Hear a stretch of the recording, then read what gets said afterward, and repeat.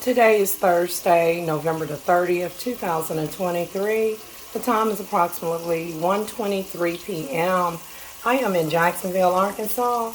Y'all, these pork chops, I had someone to pick these up from the Cash Saver Edward store for me. Y'all, this is not a pork chop, this is pork steak. I already threw one of them out that didn't look right. Usually they have good meats up there at Cash Savers.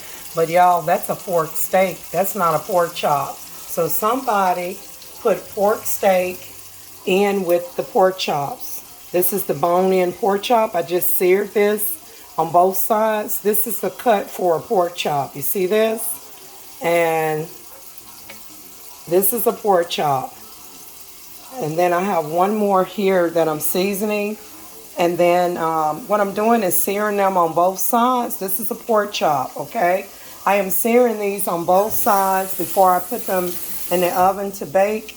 A lot of times I would just go ahead and you know, season them up, drizzle them with some oil, add a little water, and bake them in the oven.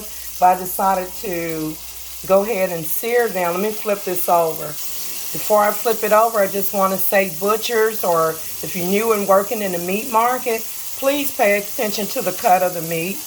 This is a pork steak. See that? Again, this is a pork chop. Let me show you. This is a pork chop. See how it's cut? This is also a pork chop. See how the chop, see how that extends like that? That's a pork chop. This is a pork steak, and it has more dark meat in it than it does the typical pork chops. Is the other white meat, so to speak. Now, there's multiple ways to fix this. You can just fry it, or you can, you know, I bake it until it gets tender and stuff. Or I could fry it and then add 1 can of cream of mushroom soup mix or a cream of chicken and add some milk and water to it and bring it to a boil and lower the heat and let it simmer for like 30 minutes until it gets tender, and serve it over some rice or with the side of scalloped potatoes. But no, I'm just going to bake them for the most part. And yeah, you can do a lot with this. You can even barbecue them on the grill. That grilled chops is the best. But yeah, this is a pork steak inside of a bag of pork chops. So, you know, again, if you know, like for those who eat pork chops or lamb chops or whatever, just, you know that there's a difference. Now, this was a package of pork chops that happened to have a couple of pieces of pork steak inside of them. So I like the chops, not the pork steak.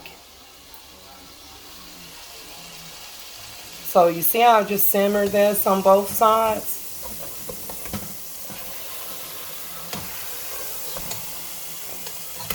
What is that?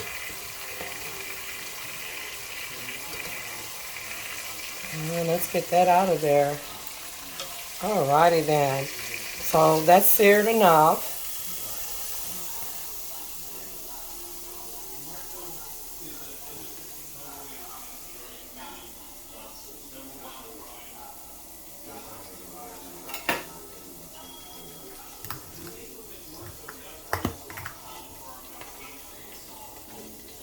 So I have one more pork chop here. I've took the pork steak out.